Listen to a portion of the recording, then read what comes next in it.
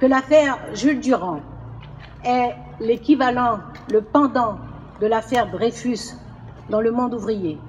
Il n'y a là aucune exagération. D'ailleurs, Jean Jaurès, lui, va défendre les deux. Il va le faire avec la même ardeur au nom de la vérité, au nom de la justice. Et Émile Zola, dans sa lettre à la France, pour prendre fait et cause pour Albert Dreyfus, utilise des mots qui semblent tracés expressément pour dénoncer cette injustice infligée à Jules Durand. France, interpelle-t-il, si tu laisses cet homme à sa torture, ta conquête glorieuse du droit et de la liberté sera à jamais compromise. Et il ajoute, j'en appelle à tous les enfants honnêtes, à tous les libres esprits, à tous les cœurs larges qui ont fondé la République et qui devraient trembler de la voir périr. Car en réalité, c'est bien le risque qui pèse dans l'affaire Durand, à la fois sur la République et sur la démocratie.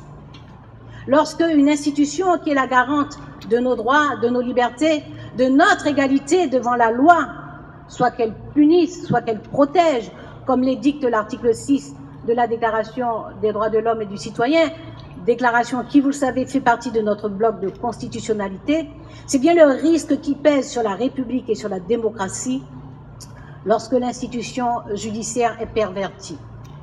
Alors, en la circonstance, on peut dire que l'État ne fut pas totalement complice, pas tout entier.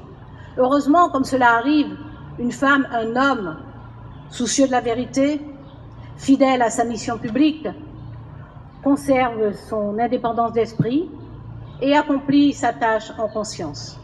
En l'occurrence, ce fut un commissaire, le directeur de la Sûreté, le commissaire Henry, Albert Eugène Henry, qui, lui, effectua une enquête rigoureuse, scrupuleuse, et fournit à la justice, qui, hélas, n'en eut cure, fournit à la justice des éléments disculpant Jules Durand.